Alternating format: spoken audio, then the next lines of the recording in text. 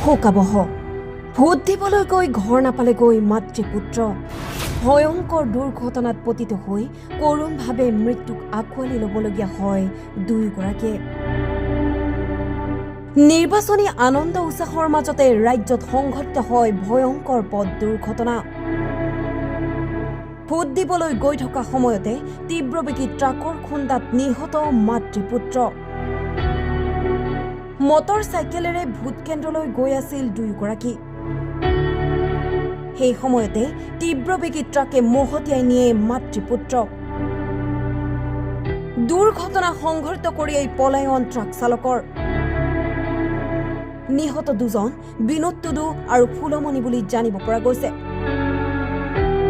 এই ভয়ংকৰ দুৰ্ঘটনাৰ খবৰ পাই পৰিয়ালৰ মাজত উঠিছে কান্দোনৰ ৰোল সমগ্ৰ অঞ্চল জুৰিতে পৰিছে শোকৰ ছাঁ আৰক্ষী ঘটনাস্থলীত উপস্থিত হৈ এই সমগ্ৰ ঘটনা সন্দৰ্ভত তদন্ত অব্যাহত ৰখা বুলি জানিব পৰা গৈছে কোকৰাঝাৰৰ পৰা ধনঞ্জয় নাথৰ ৰিপৰ্ট টাইম 8